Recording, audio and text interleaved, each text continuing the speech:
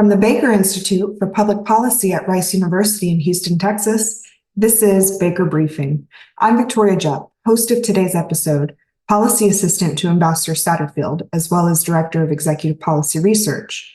Today's topic, rescheduling marijuana. On August 29, 2023, the Department of Health and Human Services reportedly recommended to the Drug Enforcement Administration that marijuana be rescheduled from a Schedule I to a Schedule III under the Controlled Substances Act. DEA is currently reviewing HHS's recommendation, but no decision has been made. On today's episode, we have two experts joining us to discuss the complexities of marijuana's evolving regulatory frameworks, as well as issues with enforcement. Lisa Pittman is a non-resident fellow of the Drug Policy Program and one of Texas's leading cannabis attorneys. She's been instrumental in reforming cannabis law throughout the country. And here in Texas, she is known for her work to help pass the 2019 Texas Hemp Act. We also have Gary Hale on the show. Gary is a non-resident fellow in drug policy and Mexico studies. He's led DEA operations throughout South America and has held several senior leadership positions within the agency. Most recently, Gary was Chief of Intelligence in the Houston Field Division of the Drug Enforcement Administration. Thank you both for being on the show today. So, Lisa, before we get into HHS's recommendation, can you tell us what the current status of federal marijuana policy is? Sure. It's pretty interesting. So despite the fact that 54% of Americans live in a state with legal cannabis, because we've got 24 legal adult use states and 40 medical use states, we're in the same position federally that we have been since 1970, when the Controlled Substances Act was devised under President Nixon, who called for various schedules of substances based on their abuse potential and so forth. And he actually came out that his aide said that he rejected the recommendation to leave marijuana off the schedule because putting it on Schedule I allowed him to arrest blacks and hippies and vilify them on the news and so forth and break down their leadership system. So marijuana, as a result, is stuck on Schedule I, and there's 5 schedules. So other Schedule I substances are heroin, LSD, PCP, peyote, ecstasy. Schedule II, in contrast, that's got OxyContin, methadone, Demerol, fentanyl, meth, Adderall, Dexedrine, Ritalin, cocaine. And then Schedule III, IV, and V, those are drugs with less of an abuse risk, and they are considered to have some safe and accepted medical uses, such as anti-anxiety drugs, tranquilizers, sedatives. Examples are like Tylenol, codeine, testosterones, cough syrups, ketamine, steroids. HHS has recently recommended that marijuana be moved down to this Schedule III, which we're going to kind of get into those implications. But just for the listeners' benefit, Schedule IV drugs include Xanax, Darvon, Darvocet, Valium, Ambien, Tramadol.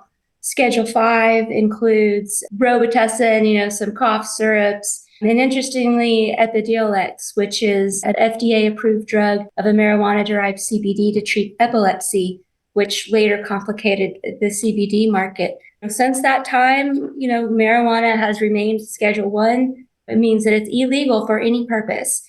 And I know that Mr. Hale is going to go into, really what the gravity of what that means. And there's been many petitions over the years to the DEA to remove it, from governors, senators, all kinds of important people. And there's been lawsuits filed recently. And finally, all of this activity has recently culminated in President Biden asking DEA to reconsider the marijuana scheduling.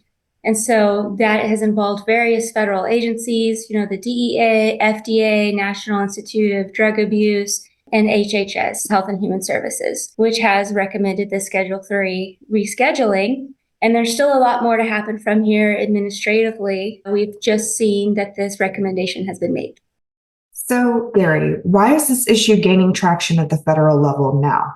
I think it's more a social change in our society than it is anything else. So going back to what Lisa was saying, Schedule 1 drugs are drugs that have no known medical use and high potential for abuse. And she mentioned a bunch of them, heroin, LSD, and so forth. Marijuana is listed on there, I think inappropriately. There's a lot of debate about that, but nonetheless, it's in Schedule 1 now. No current medical use. We should say no accepted current medical use and high potential for abuse. Those are all debatable. Schedule 2 are drugs that are considered dangerous with high potential for abuse and dependence, so like cocaine, codeine, and so forth. Schedule 3 are drugs with moderate or low potential for physical and psychological dependence. Could be hydrocodone, could be steroids, a number of things. But going back to marijuana and the purpose that we're here, it's always been my belief that President Nixon, when he started his war on drugs in the 1970s, was reacting to the social upheaval that started in the 1960s with the hippie movement, as Lisa mentioned, and a number of other things. You have to remember in the 50s and 60s that society was very conservative. There were dress codes and everything was different. And then all of a sudden comes a bunch of youngsters and they're having concerts like Woodstock and there's free love and free drugs and free everything going on. And the more uptight part of society and the government just couldn't accept all this change. The whole thing was anti-establishment and they doubled down on being anti-establishment. They were going after these youngsters that were making these big social moves. So in reaction to that, that's where the war on drugs came in. As a matter of fact, Nixon created DEA. It was created from 3 different organizations in 1973, pretty close to when the Controlled Substances Act was created. So all of this, I believe, was a hardcore doubling down by the government, and the government supposed to be representative of society. So we assume that the government's doubling down on all these issues was because they were echoing public sentiment. So that's how we ended up with having marijuana placed on to Schedule 1. Since that time, there's been a lot of research, and Lisa mentioned that with Biden, there's a lot of changes coming on, but actually those changes started with Obama. It's been a very, very gradual move, and the way Obama addressed this situation was to ignore legalization at the state level. Obama instructed the Attorney General to not get involved with state efforts to decriminalize and normalize marijuana enforcement, if you will. So they just kind of stayed away and let the states experiment with legalization and decriminalization. So it started with Obama. One of my pet peeves about government is that we have this lack of continuity of operations because of these different political beliefs. They upend what the previous administration did. It doesn't do our policy making any good. It doesn't do our government any good. And it really confuses the public. So now that Biden is there and he's called for rescheduling, that's good. I'm supportive of it in the most part. With regards to medicinal marijuana, I'm all for it. Now we have this trove of research that we can point to and say, look, it does not fit within the definition of Schedule 1. It more appropriately fits in Schedule 3. So that's where we're headed. And if you follow the news, you'll find that there are a number of conservative politicians right now that are tripling down. They're going, no way, no how. It's just not going to happen.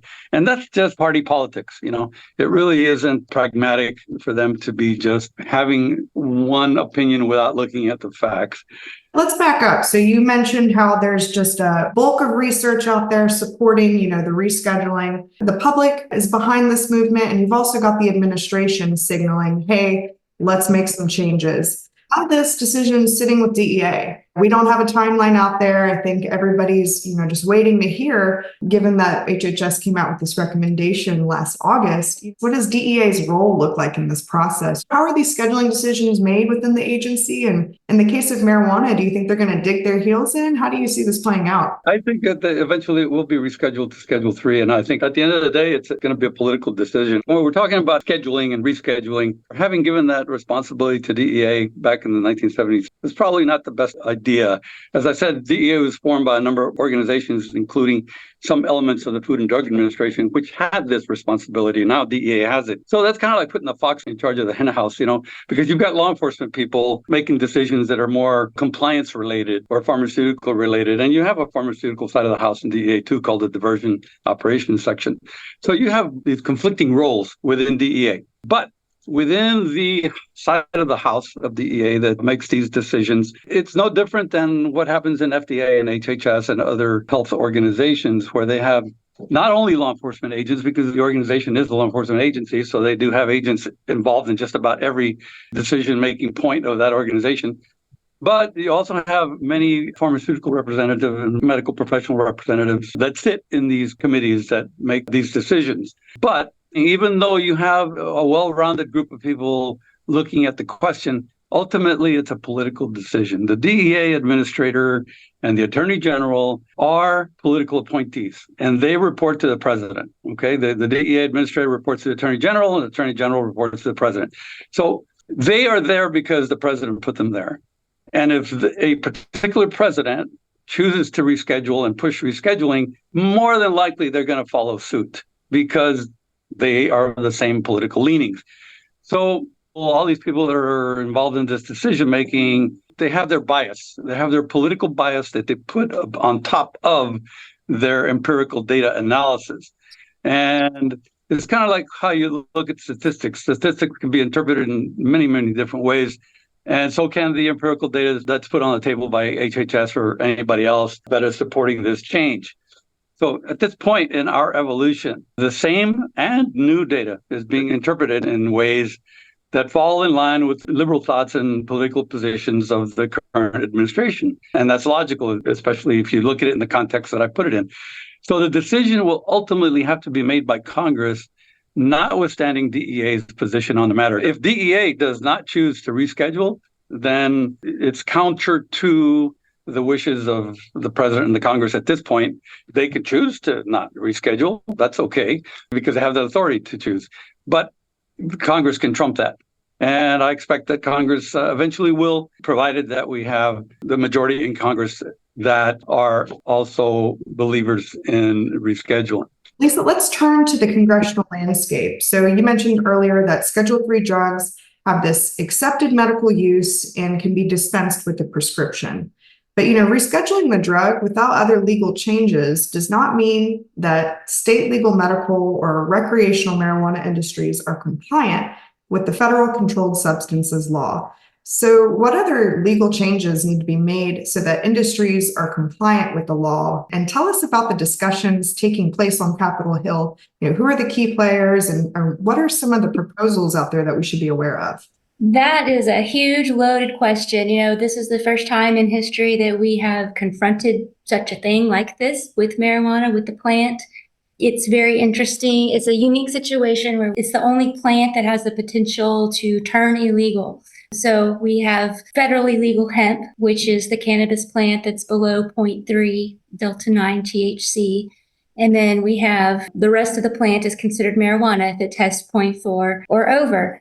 As far as marijuana, we have been existing in this state-federal tension all this time. Federally, it is illegal for all purposes. But starting in 2014, Colorado and Washington were the first states to legalize for recreational use. Medical had already gotten underway back in the 90s, starting with California, but that was the first time you could walk into a store and just buy marijuana. And I got involved in the industry about 2015. And it was fascinating to me to see how Colorado, Oregon, Washington could handle the exact same regulatory issue or concern with marijuana completely differently. So because it's Schedule I illegal, when a state under the 10th Amendment, the states can make their own laws if they're not preempted by the federal government. So the states have one by one legalized marijuana in some form under some regulatory regime, and some are a lot more stringent than others. But the takeaway is that every state does it differently. So we've got 40 different little marijuana regulatory regimes in the way that it's handled and the criminal punishments and employee protections and you name it. There's all of our regular laws.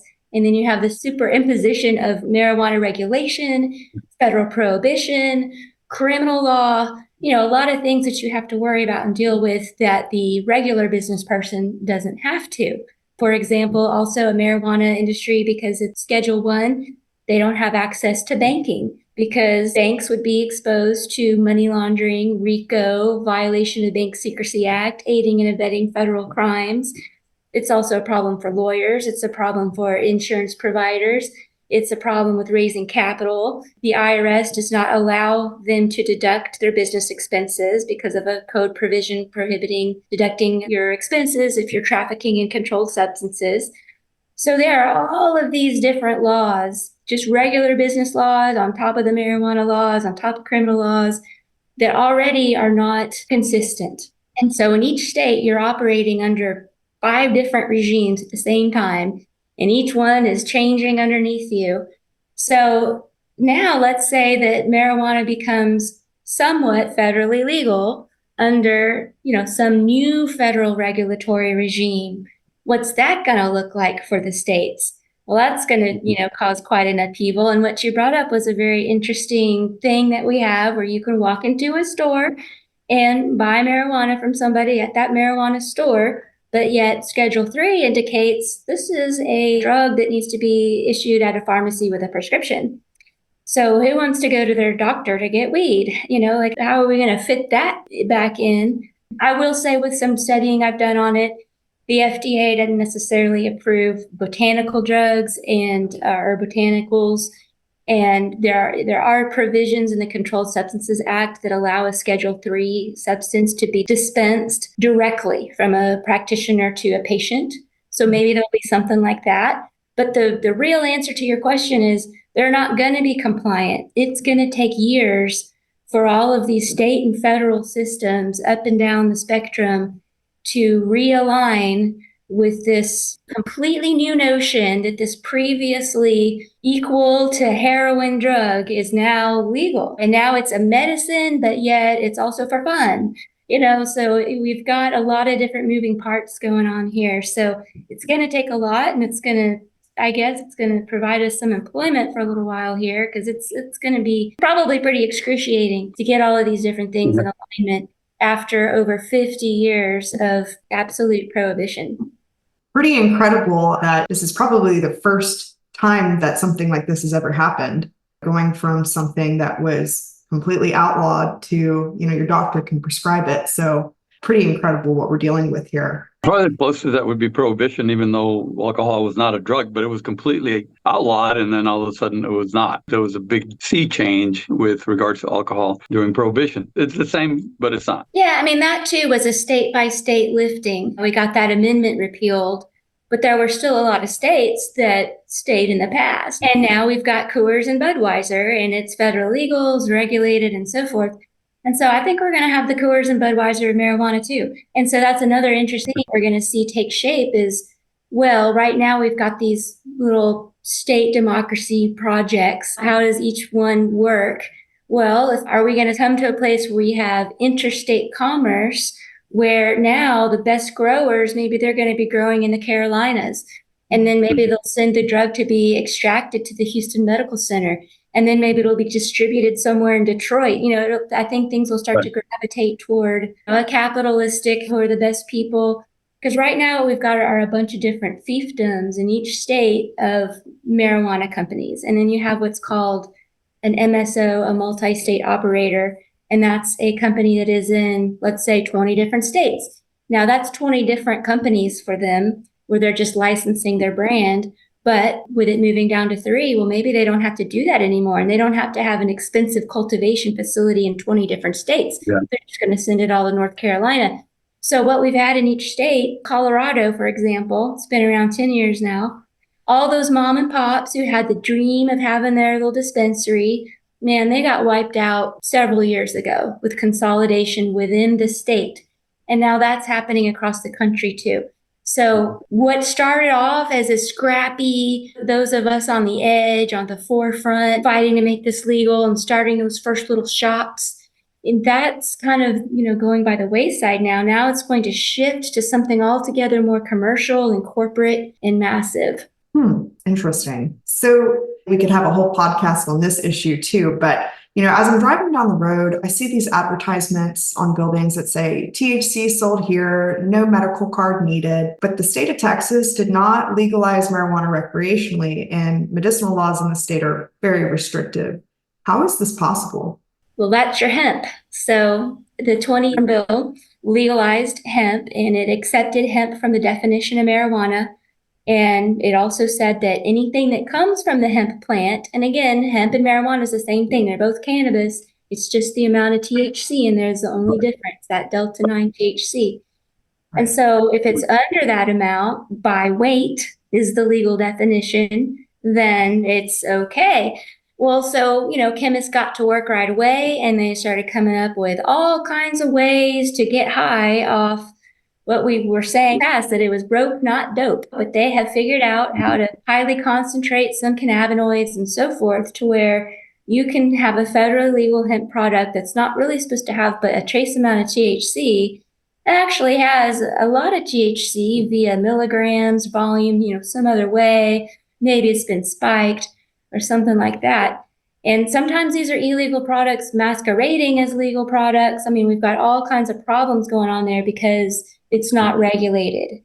There's been, this resistance to acknowledging that people are using these products. We don't want to have marijuana legal. We just can't allow that. And so by keeping it all at arm's length that way, like I said, chemists have gotten busy. We've got unscrupulous producers just making whatever at every gas station. So that's not a good situation. And I think that we're really primed for a reckoning on cannabis up and down the beanstalk. What we've been talking about in this podcast is that they're finally going to reschedule more appropriately the marijuana side of the plant. And at the same time, we also need to renegotiate the 2018 Farm Bill this year. And I know that they're going to address these concerns about these intoxicating hemp plants. I think that they just need to make uniform regulations about the plant up and down, kind of release some of these previous silent generation devil lettuce notions about it.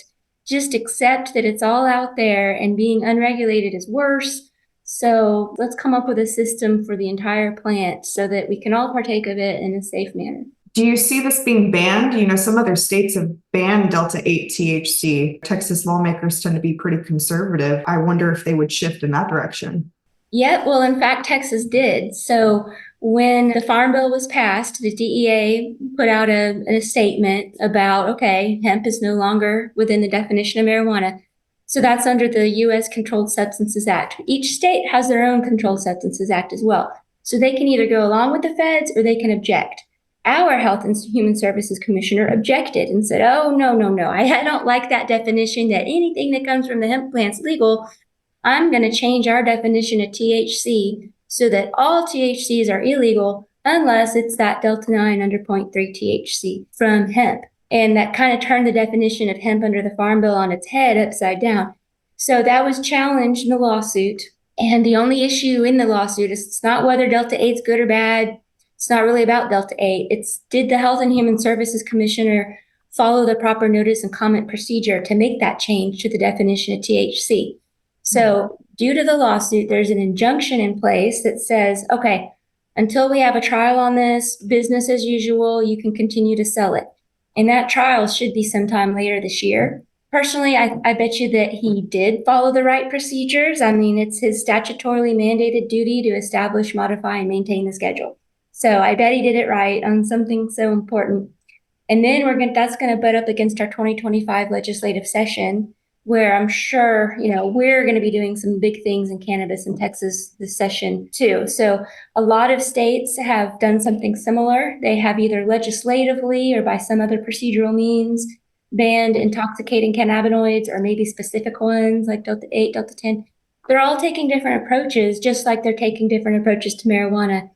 And then interestingly, in some of the legal marijuana states, the hemp operators and the marijuana operators are fighting against each other because the marijuana operators have all these regulations and taxes and all this stuff.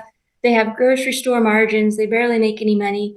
Meanwhile, the hemp provider, he can put out just about the same product with no regulations, no real testing, he can write off all his expenses.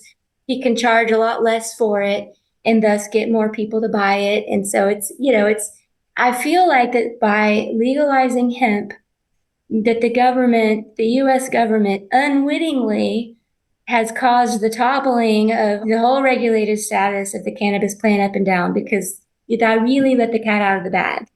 And in states like Texas, where we don't have an adult use option, these products are huge. Yeah. And they're getting big in the legal states too, because they're so much cheaper. So we're due for a lot of new policy, on this planet, just up and down. Well, I'm curious to know how this is going to play out and when, but it sounds like we still have a lot of questions, that are unanswered and decisions that we're waiting on. Yeah, nobody knows. I mean, it's been fascinating for me as a lawyer because what law is, it's looking backwards 200 years. And what happened? Okay, that's probably what's going to happen here. Here, there is no backwards. There's no case law. There's no law in the past.